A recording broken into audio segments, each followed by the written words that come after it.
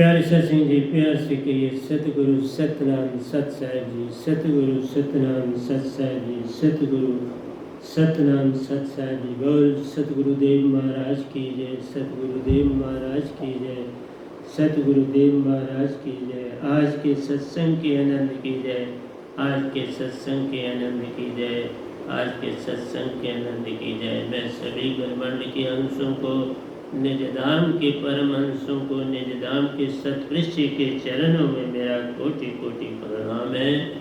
वही आपको जगाने की सब चेष्टा कर रहे हैं। ये गदाबाई निमित्त दिन आपके समक्ष उपस्थित होता है ताकि आप कुछ जाग सको, सच को पा सको, सच पर चल सको, और जो संसार में झूठ फैला रहे हैं प्यारे सत्संगी, उनके लिए, उनके विषय में आपको जानकारी दे सकूं।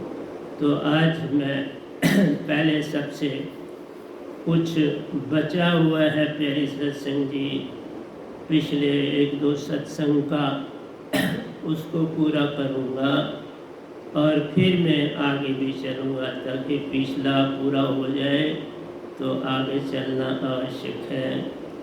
तो प्यारे सत्संग जी, हमने कहा था कि नामदेव को दात मिली थी खेचरी मुद्रा की, जिसमें रंकार शब्द का सिमरन किया जाता है। तो प्यारे सत्संग जी, कृष्ण भगवान भी उनके साथ इतना प्रेम करने लगे कि उन्हीं की थाली से जूठन भी खाई। ऐसी बात तो कोई संसार वाला आसानी से मानता नहीं, लेकिन ये प्रेम का सौदा है। यही तो सिखाते हैं, 3 देवता ने यही तो सिखाया है, प्रेम करना सीखो, झुकना सीखो, श्रद्धा लाओ, श्रद्धा से फिर विश्वास और भरोसा जगेगा, फिर ही पार हो जाओगे। तो वो तो पल पल आपकी सहायता करते हैं कि आप पार हो जाओ। तो मुझे वो चीज़ मिल गई जो नामदेव के जो गुरु बने, जिन्हें हम योगेश्वर कहते हैं प्यारे सत्संग जी, विशोबा खेचर, ये वह नामदेव जी के जो थे गुरु बने, ये महायोगेश्वर थे। और इनका नाम जो है कबीर साहब की पंक्ति में भी नहीं आया, क्योंकि सबसे पहले खेचरी, क्योंकि ये खेचर में ही रहने वाले थे, तो इनका वहीं से ये शोभा खेचर नाम पड़ा। और मुद्रा का नाम भी जो, चूँकि ये पहले ही योगेश्वर हुए जिन्होंने इस दात को पाया और इसको आगे बांटा। तो वैनाम देव जी जो थे कि ये गुरु जानिए, महागुरु जानिए, रंकार शब्द का ज्ञान पाया, खेचरी मुद्रा पाई जानने। रंकार शब्द, 3 देवता इसी शब्द का सिमरन करते हैं। 7 योगेश्वर हुए, जिसमें गोरखनाथ, दायत्रे जी, वेद व्यास, सुखदेव जी, राजा जनक जी। तो प्यारे सत्संग जी, इन लोगों ने, मैं भी ये जो गदाबाई आपके समक्ष बैठा, ये भी पहले योगेश्वर बना, 3 देवता योगेश्वर बने। लेकिन हम यही कहते हैं कि संसार बिना जो सतगुरु के चलना चाहता है या गुरु के नहीं, प्यारे सत्संग जी, वो झूठ है। उसके अंदर मान है, वो मान के कारण किसी का शिष्य नहीं बना। आपके YouTube में बहुत आते हैं, महावीर जी भी उसी कैटेगरी में शामिल हैं, बुद्ध जी भी उसी के कैटेगरी में शामिल हैं। तो प्यारे सत्संग जी, बड़े ऐसे हुए जिन्होंने गुरु नहीं धारण किया और शब्दों को इसी तरह संग्रह करके लोगों को जो है गुमराह किया। मैं तो यही कहूँगा कि ये गुमराह करना है अगर आपने खुद सतगुरु नहीं पाया तो फिर आप भी किसी को क्या दे सकते हैं। ये सच्ची बात कह रहा हूँ आपसे।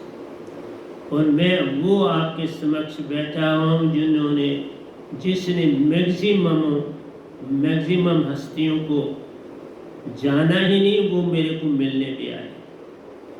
मैं कोई झूठ नहीं आपसे बोलता हूँ। महावीर जी नहीं आए क्योंकि जब बुद्ध मिले तो महावीर जी ने, क्योंकि सब देख लेते हैं पूर्ण संत कौन आया है। तो मैं बचपन से भक्ति में पढ़ा, बचपन ही सबसे इम्पोर्टेंट है। बुढ़ापा बाल अवस्था खेल गवाए तो फिर पीछे कुछ बचता नहीं। तो इसलिए प्यारे सत्संग जी, मैं सारी चीज़ें काव्य में ही लिखता हूँ अब और उसी में चलता हूँ। मेरी एक अभ्यास हो गया है। तो रंकार शब्द का ज्ञान पाया, खेचरी मुद्रा पाई जान। इसी का नाम खेचरी मुद्रा है, लेकिन इन विचारों का नाम जो है वो कबीर साहब जी के ग्रंथ में नहीं आ पाया। हो सकता है नहीं पता चला हो, जैसे मुझे भी काफ़ी सर्च करने के बाद ये चीज़ मिली, लेकिन मिल गई। मालिक ने मदद करी, निरंकार भगवान भी मदद करते हैं, सत्पुरुष भी करते हैं। मैं किसी का विरोधी नहीं हूँ, सब अच्छे हैं। तुम जितनी मैं इस सत्संग के बाद समय मिलेगा तो आपको मंदिरों, मस्जिदों, गुरुद्वारों और गिरजाघरों में जाने की महिमा भी बताऊंगा, उनकी बनावट की महिमा भी बताऊंगा, जो घंटियाँ बजती हैं उनकी महिमा भी बताऊंगा। तो प्यारे सत्संग जी, जो कुछ बना है संसार में वो उपयोगी, कोई चीज़ ऐसी नहीं जिसका उपयोग नहीं होता, लेकिन बताने वाले सामने आने चाहिए। तो बाकी भी बोल रहे हैं, यही क्या बाकी नहीं बोल रहे, बहुत अच्छा बोल रहे हैं, सब अच्छा, लेकिन बिन सतगुरु कोई पावे नहीं, कोई कोटन करे उपाय नहीं। मैंने आपको पिछला भी सुनाया और आपको बताया कि किस तरह से जो 4 बहन भाई थे,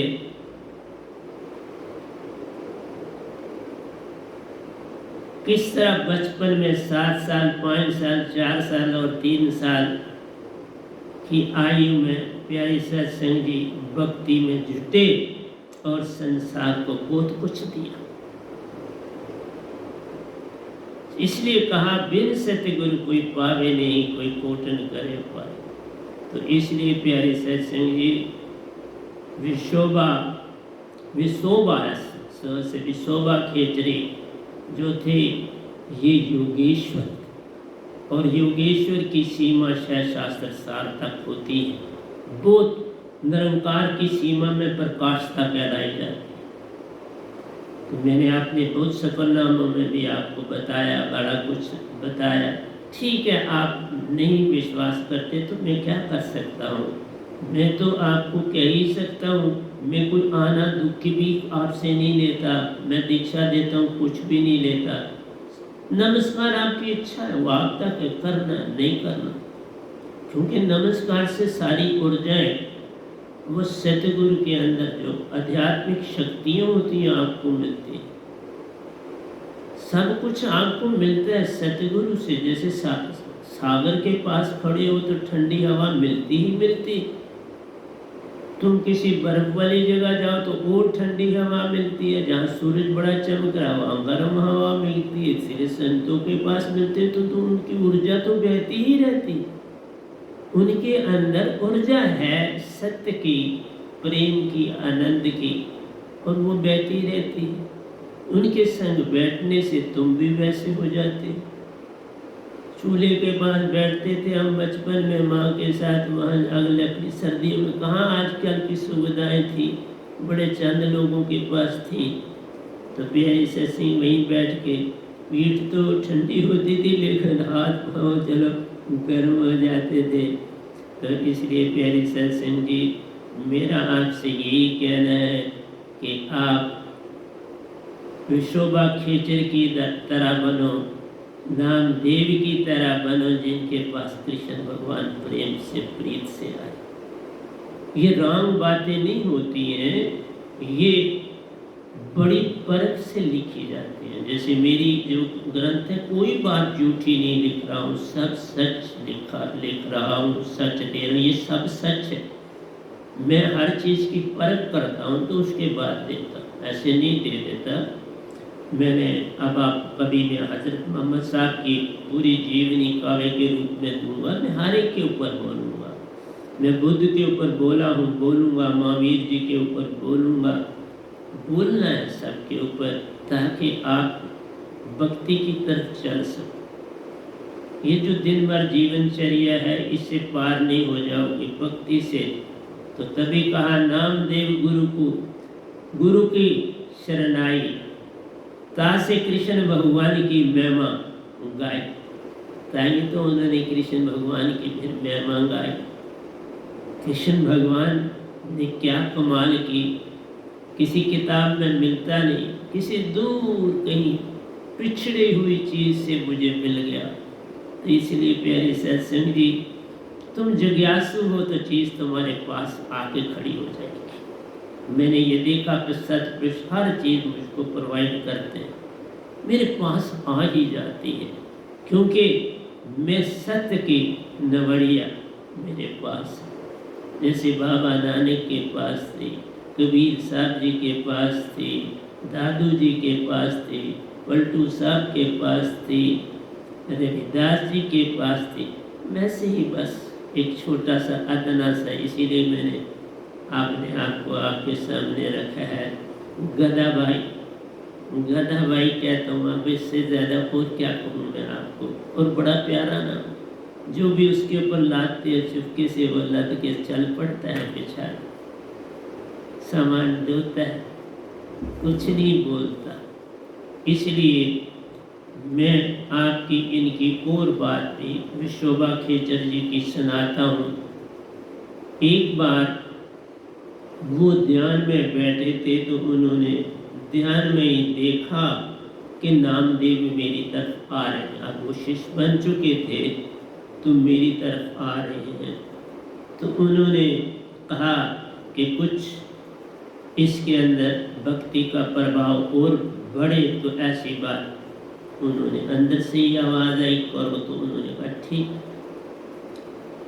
उन्होंने क्या किया कि अपने जो पांव थे, शिवलिंग था उनकी, क्योंकि वो शिव जी का भी बड़ा जो था सेवा करते थे और शिवलिंग की पूजा भी करते। तो शिवलिंग था उसी स्थान पर जहाँ वो बैठे थे मेरे ध्यान में, तो वो ध्यान में ही बैठे बैठे उनके अपने पांव जो थे उस शिवलिंग पर पड़े। जब नामदेव जी अंदर दाखिल हुए, प्रणाम किया, सर झुकाया, बैठने की आज्ञा मांगी, तो कहने लगे मैं अब बड़ा बूढ़ा हो चुका हूँ, अब मेरे शरीर में इतनी जान नहीं है, तो तुम ऐसा करो, ये जो मेरे दो पाँव है ना, इनको तुम उस स्थान पर रखो जहाँ पर शिवलिंग नहीं।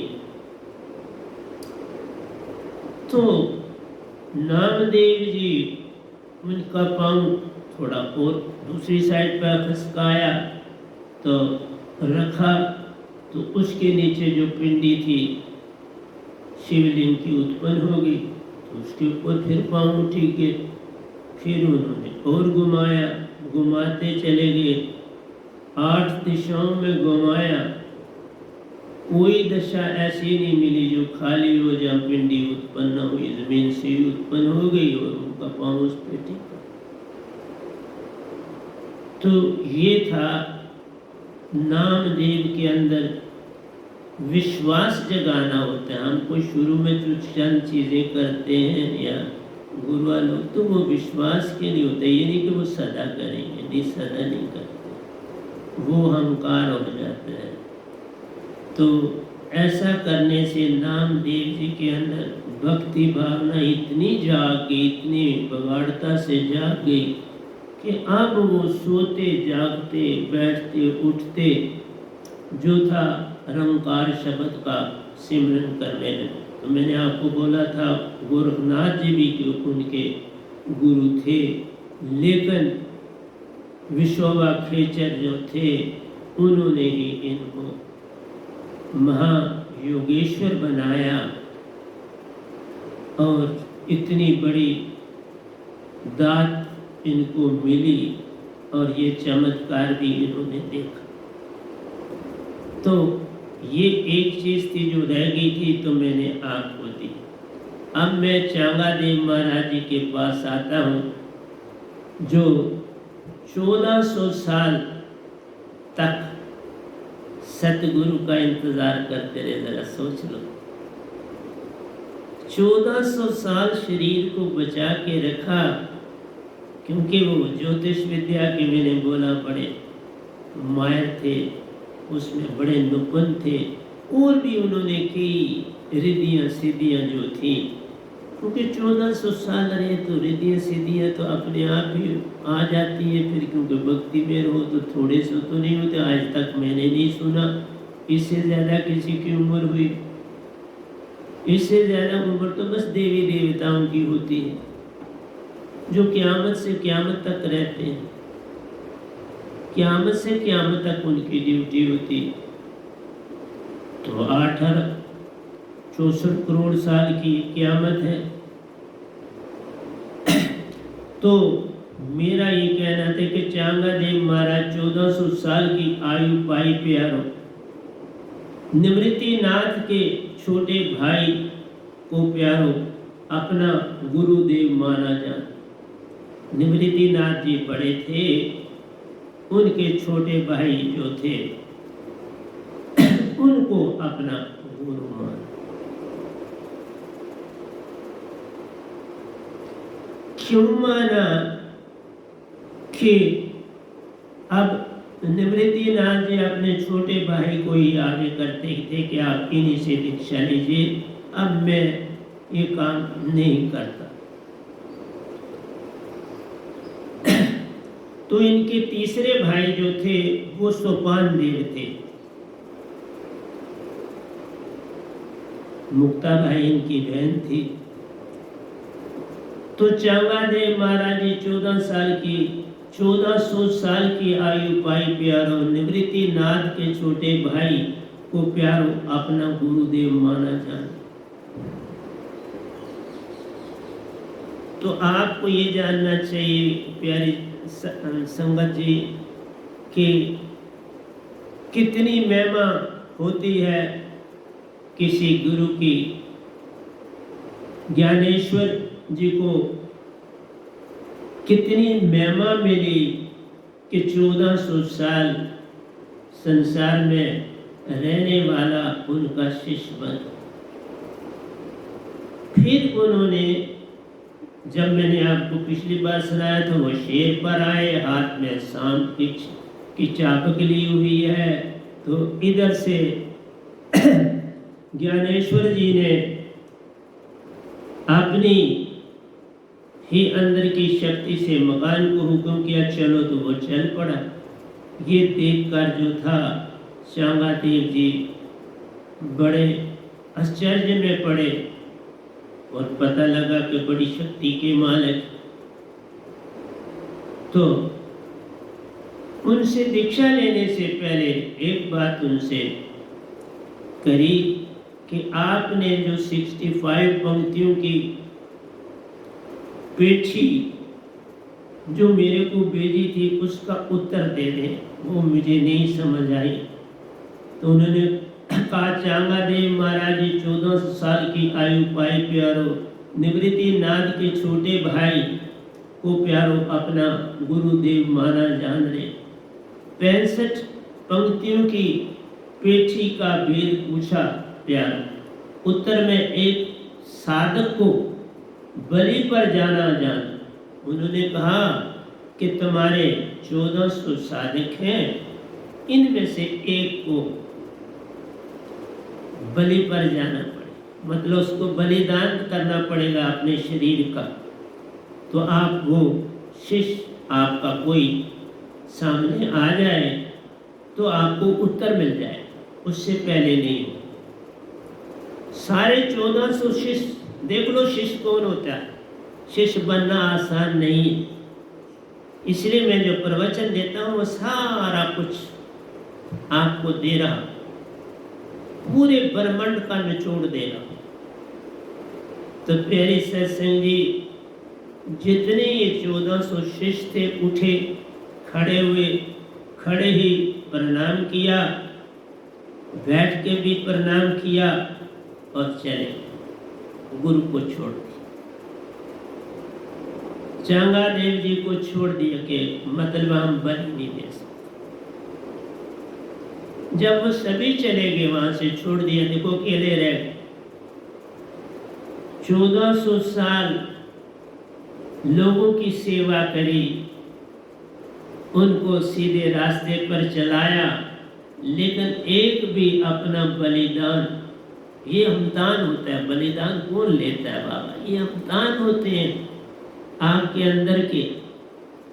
तो प्यारी सत्संग जी, जब सभी चले गए तो चांगा देव जी ने अपना सर आगे किया, तो बोला मैं इसके लिए तैयार, मैं इस बलि पर चढ़ने के लिए, जाने के लिए। देखो तो बड़ा अच्छा शब्द बोला जाता है, बलि पर जाना, बलि चढ़ाना इस्तेमाल नहीं किया, जाना करा। बड़ा सोच समझ के शब्दों का प्रयोग करते हैं गुरु और सतगुरु लोग।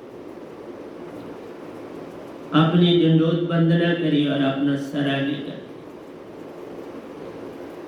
तब ज्ञानेश्वर ने उनको उठाया और प्यार से बैठाया और कहा कि आप वाकई शिष्य के योग हो,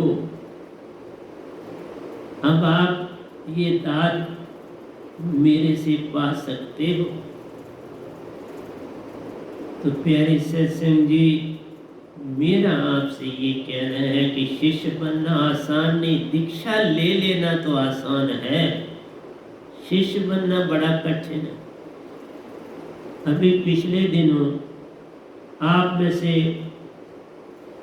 3 लोगों ने अपना नाम सब्सक्राइब से निकाला, और आपको बताऊं 3 ने निकाला, 4 ने जुड़ गए। 3 गए और 4 ने जुड़ गए।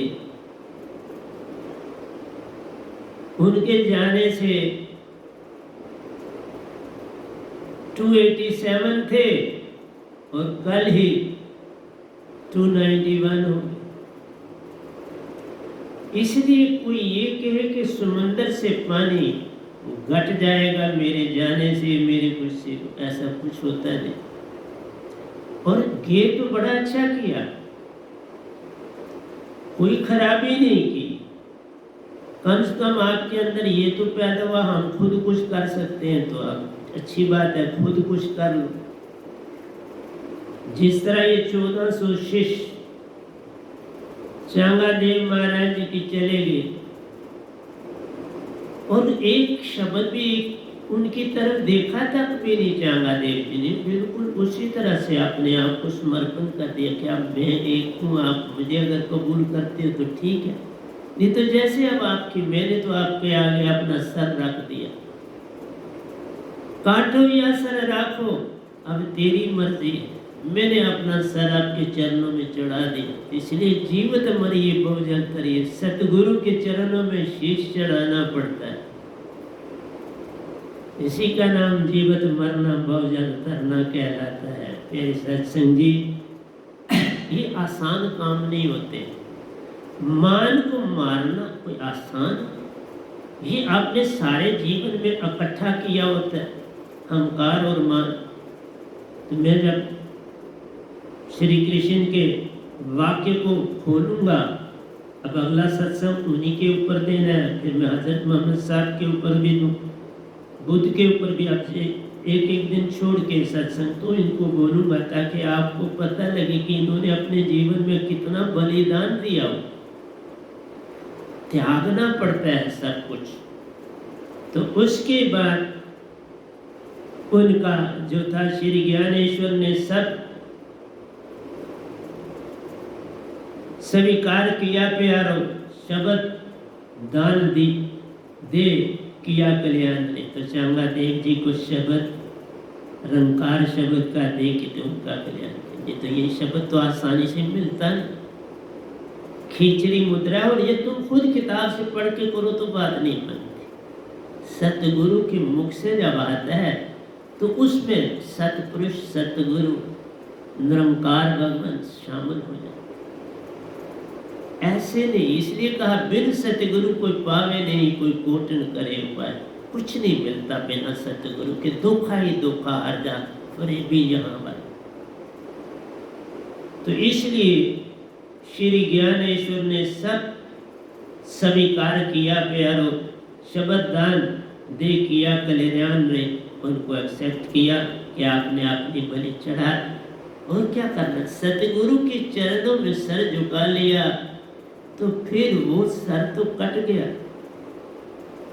चरणों में झुकाने का मतलब ये सर कटाना होता है। अगर आप तुम सोचते हो कि हमने सर नहीं कटाया तो तभी तो सब्सक्राइब से बाहर हो गया, आपने सर ही नहीं कटाया था। सर कटाते तो कैसे जाते। इसलिए ये मान कितनी बड़ी चीज है। मैं आऊंगा ना उसके, जब कृष्ण भगवान ने कहा था सत्य प्रज्ञ समाधि कहते कृष्ण ने, इसकी व्याख्या बड़ी जोर से करूंगा, बहुत बड़ी करूंगा, तकरीबन 2 सत्संगों में होगी।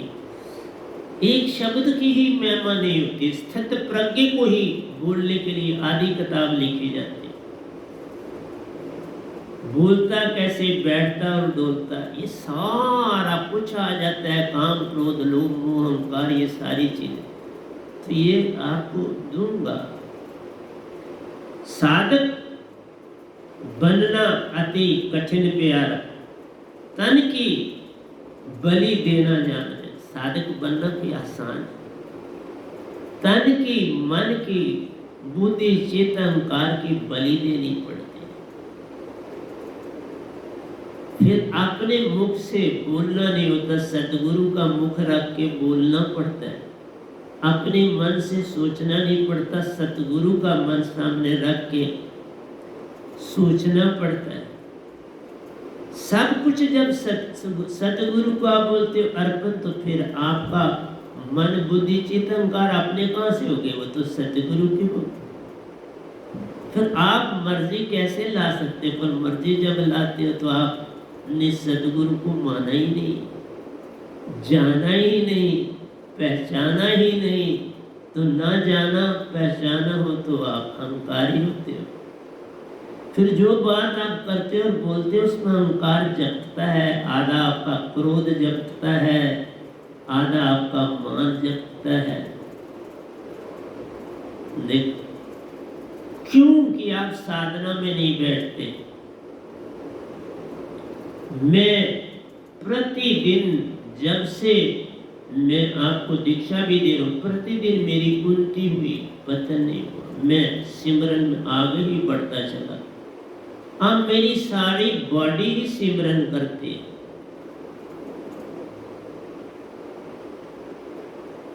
मैं पाऊं विश्राम, मेरा इसी का नाम है, मेरा साहिब मुझको भजे, मैं पाऊं विश्राम। ये अवस्था आती है भक्ति में। अब वही सिमरन कर रहा होता है। मेरी जरा आंख खुले तो पता लगता सिमरन चल रहा है।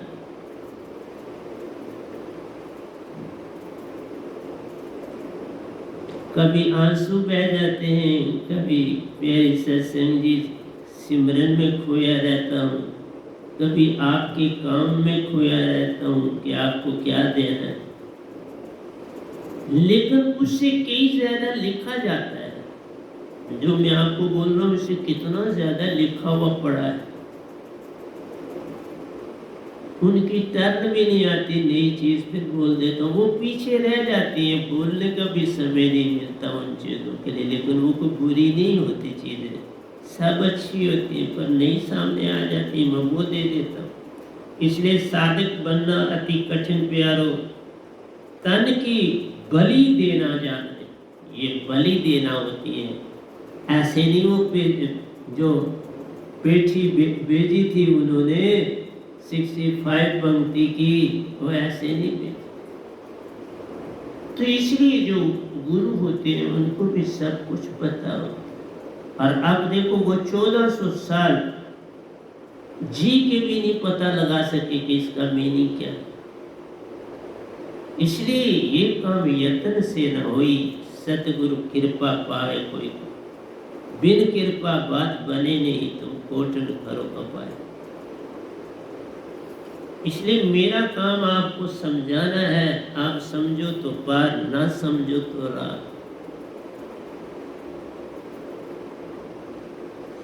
मैं एक बार अभी छोड़ दी है बात को, फिर आपको बताऊंगा, क्योंकि कोई न कोई कहानी मुक्ता भाई की और मुक्ता भाई की भी बातचीत है चांगा देव जी के साथ, तो वो मैं आपको अगले सत्संग में ले लूँगा। एक एक बात ठीक रहती है।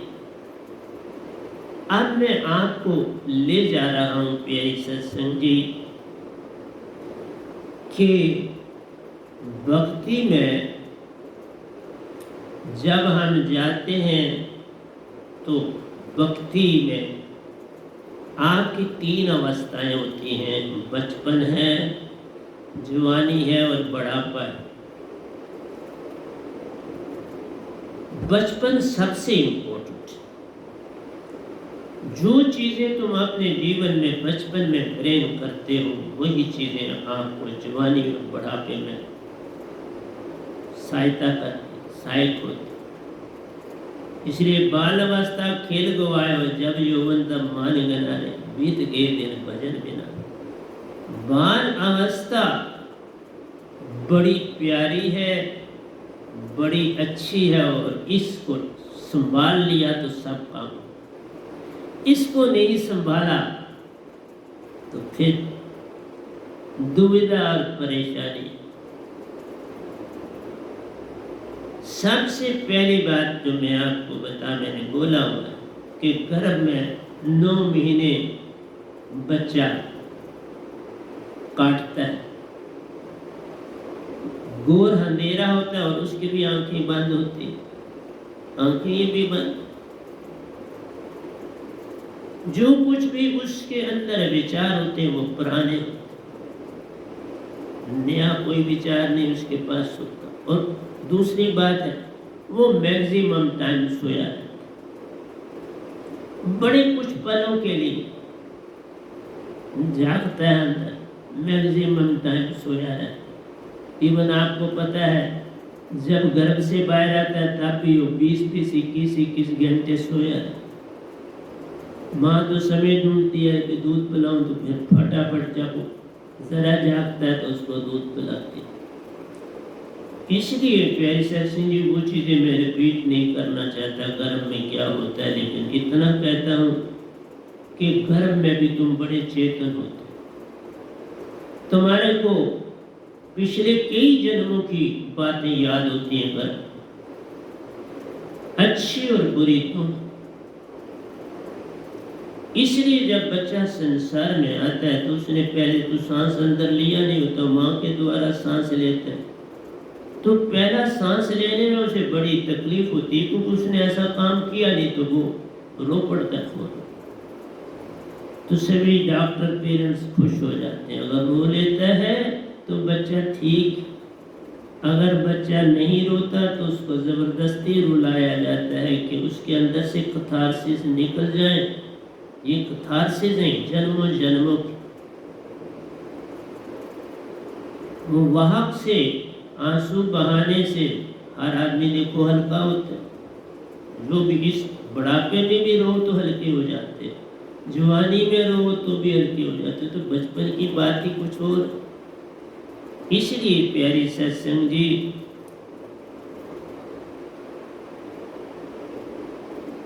एक चीज और आपको बताऊं कि नामदेव जी ने एक दोया लिखा विशोभा खेचर की, और तो क्या लिखते हैं, बिन गुरुदेव और न जाए, सतगुरु के बिना कोई ठिकाना नहीं। गुरु बिन ज्ञान न उपजे, गुरु बिन होए न मोक्ष, गुरु बिन काल के बीच पड़ा, कभी मिलता नहीं मोक्ष, मिलता पूर्ण मोक्ष बिन सतगुरु पाए मिलता ही नहीं। तभी उन्होंने लिखा, बिन गुरुदेव और न जाई, नामदेव गुरु की शरण। जब वो करामात देखी तो उसके बाद कलम पकड़ी तो ये भी लाइन लिखी, नामदेव गुरु की शरण आई। ये नामदेव अपना सर डालता है अपने सतगुरु के चरणों में। अब जो कुछ राखे या सर काटे, अब इनकी मर्जी। मैंने चढ़ा दिया, ये सर राखे या काटे, इनकी मर्जी। फरीद जी लिखते हैं, जो सर साई न नेवे, सो सिर कपी उतार, उन्नी हेठ दिलाइए बालन से तीथा। जो सिर साई न नेवे, सो सिर कपी उतार, उसको वो सर अब किस काम, जिसे झुकना ही नहीं आता, हंकार ही रहता, उसका क्या हो सकता। सो सिर कपी उतार, उस सर को काट ही देना चाहिए। मतलब है उससे मौत बदतर, मौत फिर अच्छी, उस जीने से मौत अच्छी। बिन सतगुरु जीना प्यारो, मौत से बदतर जान रहे। अब कुछ भी वो पा सकता नहीं। मथुरा काशी छोड़ा साथ, वो भी साथ नहीं देते। अब तुम मथुरा काशी जाओ, हरिद्वार जाओ, नहीं, वो भी तुम्हें रिसीव नहीं कर। गुरु के दर से छूटा हुआ कहीं भी जगह पाता नहीं। लेकिन गुरु का दर पूरा किया, सतगुरु घर पे द्वार पर पाए जान रहे। अब उनकी ओर चलना प्यार, सतपुरुष को पाया जाना। एक क्लास पास की दूसरी में जाना कोई बुरी बात। गुरु छोड़ के सतगुरु के पास आते तो कोई बुरी बात, लेकिन सतगुरु को भी गवा देते, गुरु को भी गवा देते, फिर कौन होए सहाय रे। फिर तुम खुद ही जान लो कैसी मति पाई, कैसी मति है आपकी। इसलिए मैं एक एक चीज आपको समझाने की चेष्टा करता हूं। 3 साल समय पर प्यारो, आंसू बहाना नहीं रोन। 3 साल समय पर प्यार, बहाना नहीं रोने देना जाना। आंसू बहाना नहीं रोने देना जानने की। बड़ी माँ कहते मेरा बच्चा रो गया तो वो रोना शुरू कर देती है। नहीं, उसे रोने दो। वो जन्मों के अपनी भड़ास निकाल रहा है, क्या पता इस जन्म में उसका कल्याण हो जाए। इसलिए मैंने रखा है कि 3 साल तक बच्चा जो रो रहा है उसे चुप नहीं करा, उठाओ जरूर, कोई बात नहीं, लेकिन रोने देना। उसको फर्जी चीजें, इधर से खिलौना दे दिया, इधर से उसका दिल बहलाना, उसको डिस्टर्ब करना नहीं, ये गलत।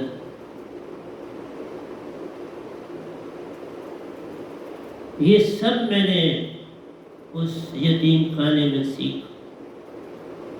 मैं कई बार एक खंबे के साथ खड़ा होके, अभी उस समय तो 5 साल की आयु थी, लेकिन उसी समय फादर की डेथ देखी थी, गुर्बत देखी थी। तो कई बार मैं एक पोल होता था वहाँ दूर के किनारे, उसको पकड़ के तुम रो देते और फिर हल्का होके अपने काम में, किसी को नहीं सुनाता, हल्का होके जहाँ कोई नहीं देख रहा वहाँ। इसलिए तुम भी बच्चे को समझो कि कोई नहीं मैं देख रही, और उसे रोने दो। तो फिर जो वो बच्चा बनेगा तुम देखना कैसा बच्चा बने, फिर ही वो भक्ति बनाए। वो भक्ति के लिए रो रहा है, वो रो रहा है कि कुछ मुझ में कमी है जो मैंने पाई नहीं और जन्म पाया। देखा, बहलाना नहीं, रोने देना प्यारो।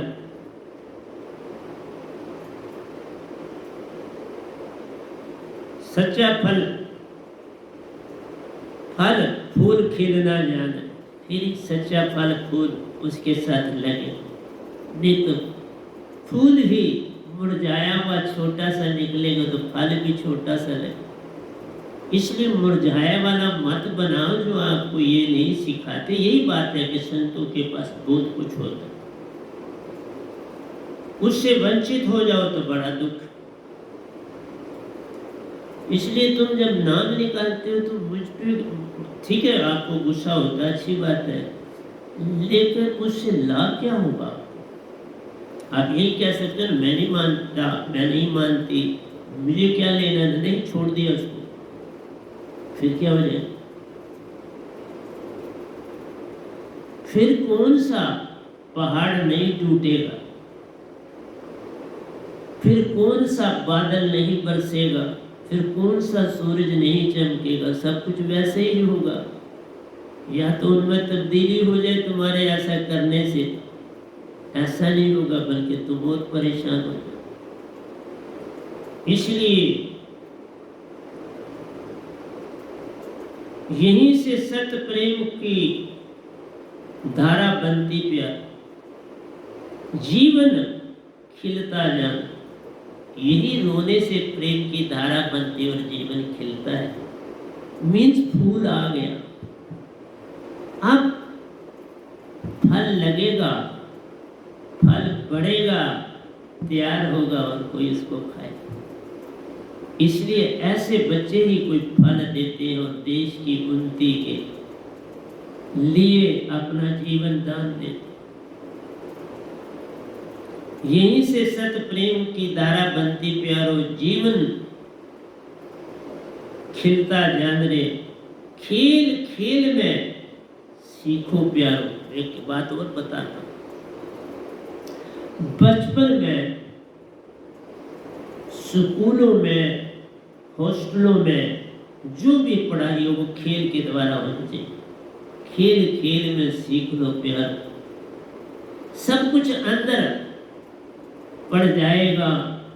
अब किसी की चिंता नहीं, बस खेल खेल में ही याद हो जाए। खेल खेल, गाने गाने में सब कुछ आपके अंदर। आरती गाओ, खेल करो, कूदो। तो गेम्स बड़ी आवश्यक है। मैं आपके सामने बैठा हूँ, मैं रेसर था बड़ा अच्छा, रेसलर था बड़ा अच्छा, वॉलीबॉल खेलता था बड़ा अच्छा और हॉकी खेलता था बड़ी अच्छी। 4 गेमें मेरी पेट थी। मैं गेम कॉम्पिटिशन में पार्टिसिपेशन भी करता था। रेसलिंग का कहीं बाहर तो इंतज़ाम नहीं था, लेकिन मैं रेस भी करता था। उसके लिए भी सिलेक्शन पहले अपने इंस्टीट्यूशन में होनी पड़ती थी। वहाँ एज का हिसाब नहीं था, आपने सबके साथ दौड़ना है, उससे आगे निकलोगे तो तुम्हें आगे स्टेडियम में मौका मिलेगा। आपने दूसरे स्कूलों के बच्चों से कंपटीशन करना है, तो मैं रेस में भी सिलेक्ट होता था। सुन लो, वॉलीबॉल खेलता था, वॉलीबॉल में भी सिलेक्ट होता था, और हॉकी खेलता था, हॉकी में भी सिलेक्ट होता था। और चौथी गेम रेसलिंग इंस्टीट्यूशन में रहती थी। और आज मैं आपके पास बैठा हुआ हूँ, आप मानोगे नहीं, मैं सुबह भी 3 घंटे काम करने के बाद आपको सत्संग दे रहा हूँ। बहुत तगड़ा योगिक, दिन में 5 साढ़े 5 घंटे योग करता, जिसमें दौड़ना भी शामिल है, बॉडी एक्सरसाइजेज भी शामिल है, हर तरह की पीठ की एक्सरसाइज, लेग्स की एक्सरसाइज, बाजुओं की एक्सरसाइज, गर्दन की एक्सरसाइज, सारे पार्ट ऑफ द बॉडी की एक्सरसाइज देता हूँ।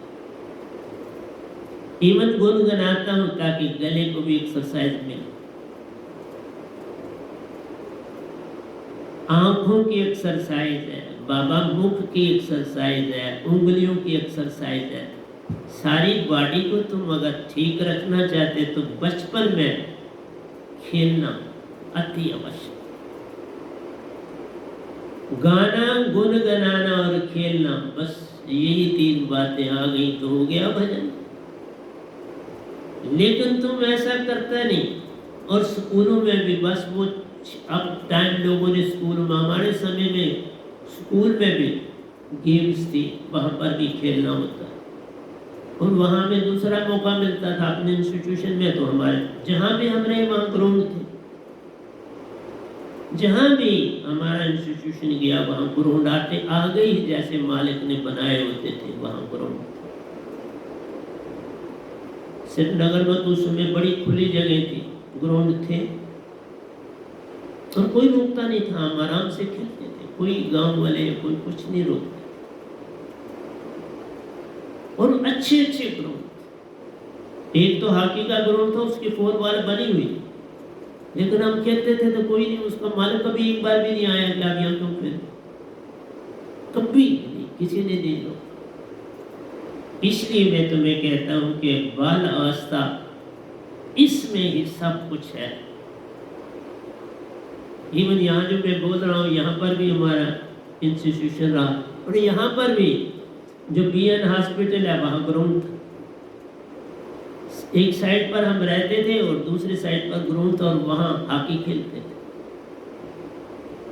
उस समय मैं दूसरी में पढ़ता था, दौड़ते भी थे। सुबह लक्ष्मीकांत इसी बाग में, इसी दीवानों के बाग में वो गाते थे, तो मैं भी उठ जाता था। उनको एक बार देखा सुबह उठे हुए, मैं क्या किधर जा रहे थे, देखा मैं पीछे पीछे, वो दरख्त के ऊपर बैठ के, चढ़ के, आम के दरख्त के ऊपर चढ़ के तो फिर गाते थे, तो मैं उनको सुनता था कैसे गाते। वहां से गाना सीख। तुम्हारे अंदर लगन होनी चाहिए, अपने आप रास्ते खुल जाते।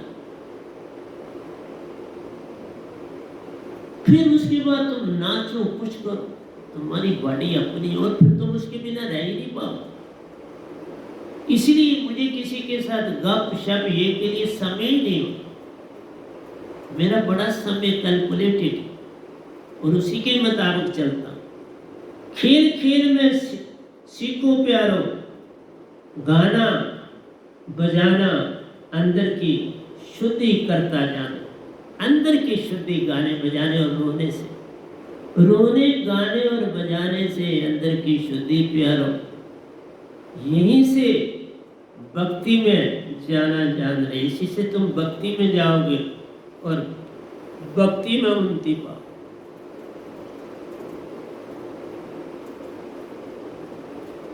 संगी साथियों से खेलना, पहले अकेला बच्चा है तो फिर साथियों के साथ खेलना। साधु संतों पास बैठना, सुनना काम महान है। हाँ, फिर जो इंस्टीट्यूशन है, या तो इंस्टीट्यूशन में अच्छी अच्छी हस्तियों को बुलाए, खेल वालों को बुलाए, ध्यान वालों को बुलाए, और उनसे बच्चों का वार्तालाप कराएं। ये हमारे उधर इंस्टीट्यूशन में था।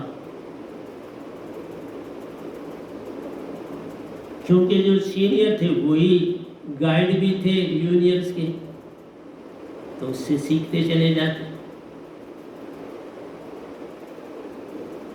संगीत से मन शांत प्यारो, संगीत से मन शांत हो जाता। गाने से अंदर की शुद्धि होती जाती, अंदर की शुद्धि हो जाती है, साफ हो जाता है। इसलिए मैं स्टेज वाइज बोलूँ, बचपन बोलूँगा, फिर जवानी बोलूँगा, फिर बुढ़ापा, ऐसे क्या बोलूँ।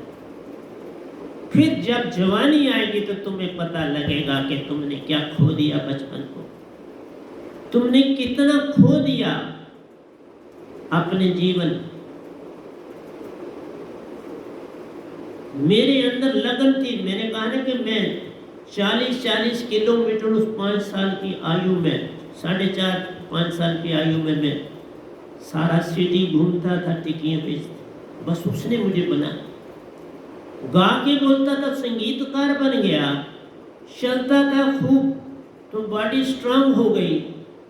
उसी के कारण मैं हर रेस में, हार्बन की पहाड़ी है तो आप मानेंगे नहीं, मैं उस समय 7 साल का, तो कोई लेने के लिए भी तैयार नहीं था कि ये नहीं पहाड़ी नहीं चढ़ पाएगा। तो वहाँ एक आलम सिंह थे, उन्होंने कहा नहीं ये चढ़ सकता है, ये बहुत एक्टिव बच्चा है। 9 साल वालों को भी नहीं लिया गया और मुझे 7 साल वालों को लिया गया। और मैं आपको बात बताऊं, आलम सिंह वो सबसे आगे थे, ममदू वहाँ का चौकीदार था, वो और तीसरा मैं, हम 3 एक साथ टॉप पर पहुंचे, बाकी सब काफी देर के बाद पहुंचे। और जो हमारे इंचार्ज थे वो तो कोई तकरीबन पौने घंटे के बाद लास्ट बैच के साथ पहुंचे ऊपर। फिर उन्होंने मुझे इनाम भी दी वहीं पर पहाड़ी। बाबा इसने कमाल कर दी, हम इसे ला ही नहीं रहे थे और ये तो टॉप पे पहुंच। ममदू वो जो था तो वो तो गाइड था, जो विजिटर वगैरह आते थे वो उनका गाइड था। आलम सिंह जो थे वो पुंछ के थे और वो उस समय 9th के 10th में शायद पढ़ते थे, 9th में पढ़ते थे और बड़े एक्टिव थे, बड़े स्मार्ट थे। तो प्यारी सत्संग जी, मैं जो प्रवचन देता हूँ उसको अपने जीवन को साथ रख के आपको प्रवचन देता हूँ। मैं उन पर चला तब दे रहा, उनके उदाहरण देता हूँ। और एक चीज़ और बताऊँ, मुझे सुबह उठने की आदत वहाँ पर भी 3 बजे उठ जाता। और आप मानोगे नहीं, जहाँ पर मैं क्या काम करता था, छोटा था तो 3 बजे उठ के तो 3:30 में निकल जाता था दरख्तों के नीचे जो फलों के थे, वहाँ बड़ा फल गिरा होता, मैं उठा के अपनी ज़रूरत के लिए ले आता था, अपने डेस्क में रख देता था, तो अपने दिन भर थोड़ा थोड़ा खाता था। और ये शालामार में इंस्टीट्यूशन में भी हुआ, फिर नगीन बार हमारा इंस्टीट्यूशन शिफ्ट हुआ, वहाँ पर तो खुबानियों वगैरह के दरख्त पड़े थे, वहाँ तो ढेर पड़े होते थे, लेकिन कोई और जल्दी उठता ही नहीं। वो उस समय उठते थे जब पीटी का समय है, तब तक वहाँ कुछ नहीं रहता, तो फिर गाँव के भी बच्चे आके ले जाते, पर मैं पहले उठते तो ले आता था जितनी मुझे ज़रूरत होती थी। तुम अगर साफ हो तो तुम्हारे लिए मालिक हर समय तुम्हारे साथ। जे तू मेरा हो ही रहे तो सब कुछ तेरा हो, यही कहानी। सुबह उठना बड़ा आवश्यक। आज भी सदा से सुबह उठता, सुबह उठ के ही मेरे मालिक का सब कुछ पाया, नहीं तो कैसे पाता। तो चलो इस बचपन को खत्म करते हैं। संगीत से मन शांत प्यारो, गाने से अंदर की शुद्धि होती जान रे। खेल खेल में पढ़ना प्यारो, नाचना कूदना निज को निज की देता पहचान। तुम्हें फिर अपना हाथ में नाचोगे गाओगे तो अपने अंदर एक तरंग सी उत्पन्न होती है। भांगड़ा डालना है ना, ये कितनी अच्छी चीज है जिसका आपको अंदाजा ही, बड़ी टॉप की चीज है ये भांगड़ा। मीरा ने किसी की परवाह की, चेतन भगवान ने किसी की, नाचे हंसो लोगों हमारा मौजू लो, और वो तर गए। तुम हंसते रह गए, वो तर गए। तो मेरे मालिक ने इतने भजन मुझे दिए, मैं उनको गा के तर गया, तुम पीछे रह गए। तुम्हें सुनना भी अच्छा नहीं लगा, गाना तो छोड़। देखा, नफरत ने, जेलसी ने तुम्हें मार दिया। तुम्हें कोई इतना बुरा नहीं ना गाता, इसलिए नफरत तो हो ही जाती। अच्छा गाता, कोई बुरा नहीं गाता, जो मुझे भी भाता तुम्हें ना भाए, पर मुझे बड़ा भाता जब मैं गाता। मैं अपने अंदर की शुद्धि करता हूँ इसी से, गाने से। और जब से आपने पसंद नहीं किए, अब थोड़ा तो कम गाता, फिर ये आपको प्रवचन ज्यादा देते। बहुत अरसे से मैंने आपको भजन कोई नहीं दी। आरती के बाद शायद एक आधा पुराना भजन, वो नया कोई नहीं लिख रहा, वो पिछली 3-4 लाइनें लिखी थी वो आपको दी। एक चीज और है, खेल खेल में पढ़ना प्यारो, नाचना कूदना निज की देत पहचान दे। बच्चे पर हाथ कभी ना उठाना प्यारो, कभी थप्पड़ नहीं मारना बच्चे को। उस्तादों के लिए भी मैं कहता हूँ, थप्पड़ बच्चे को मत मार। थप्पड़ मारना है जब 17-18 साल का हो जाए, अगर वो खा सकता है तो फिर मारो, उससे पहले 16 साल तक कोई थप्पड़ नहीं मारना किसी को, बड़ी हानि हो जाती है उसकी भी और आपकी।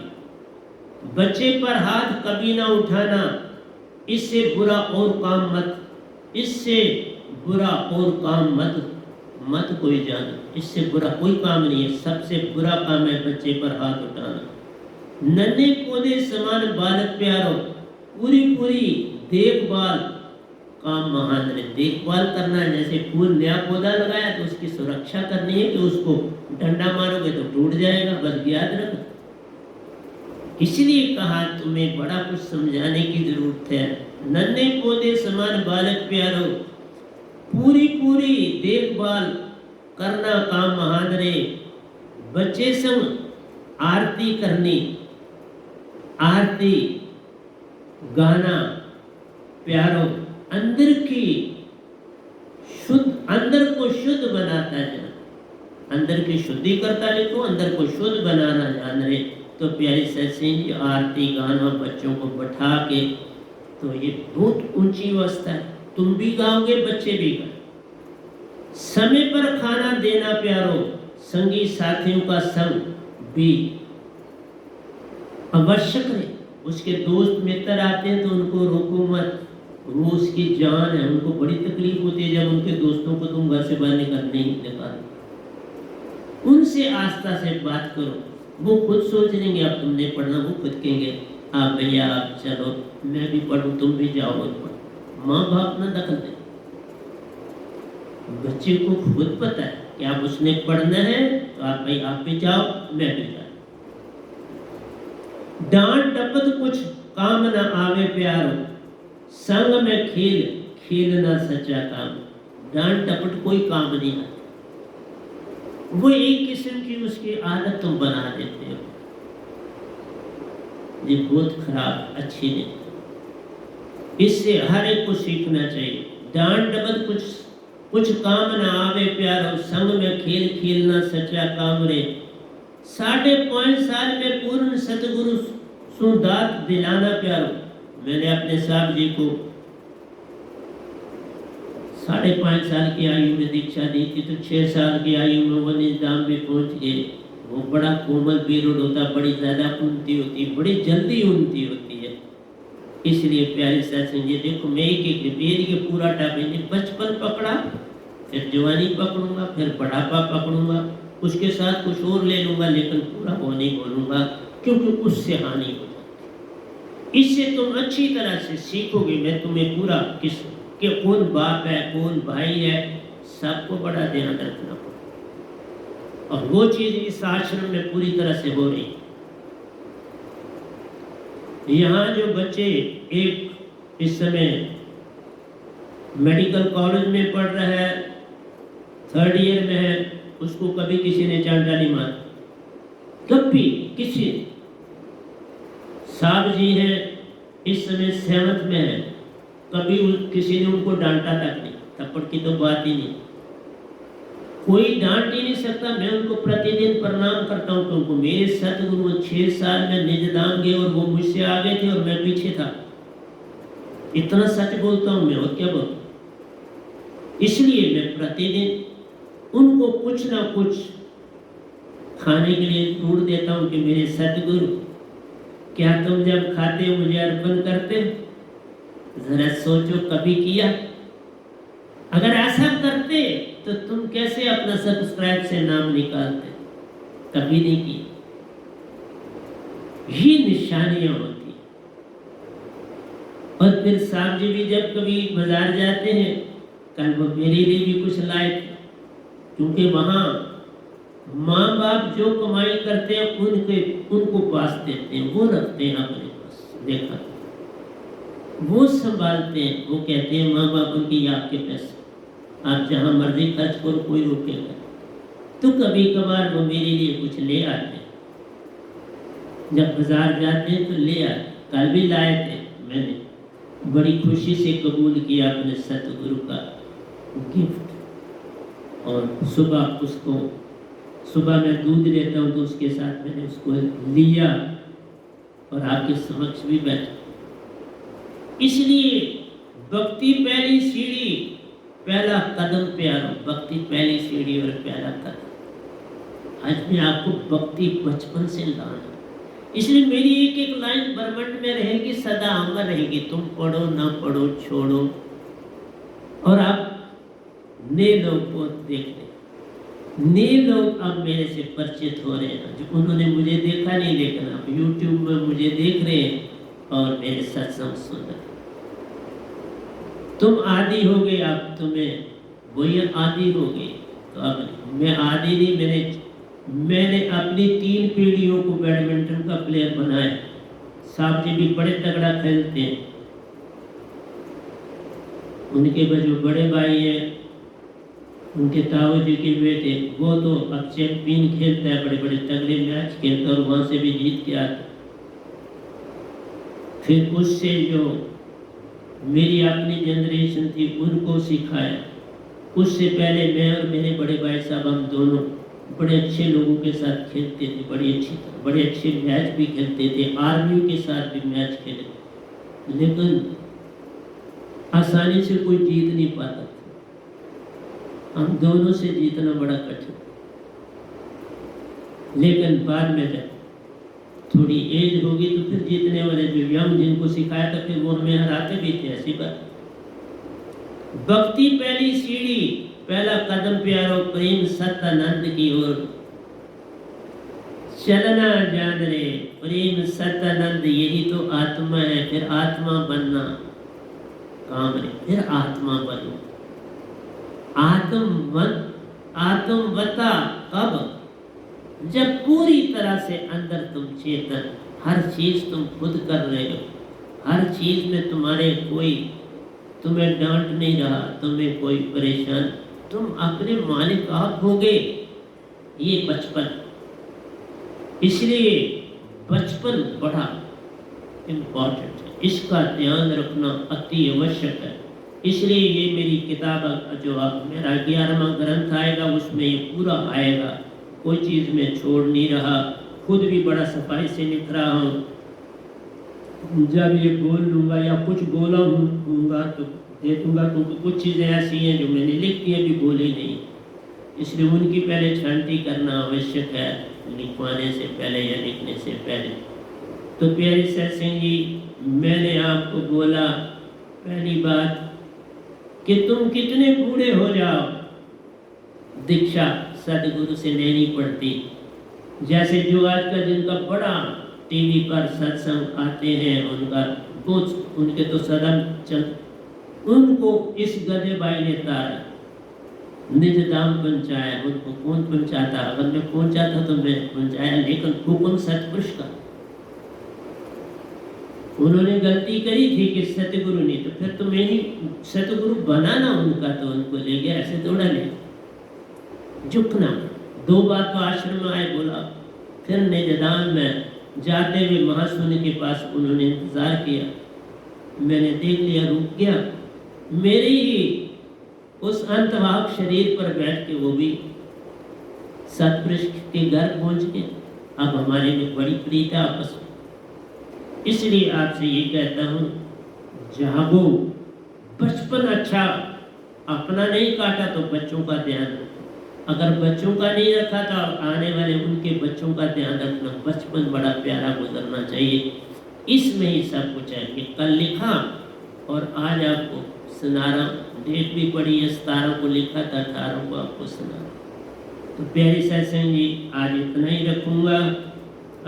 आपसे यही चाहता हूँ कि जो कुछ मैं बोलता हूँ उस पर चलने की चेष्टा करो और वो दूसरों को भी दो।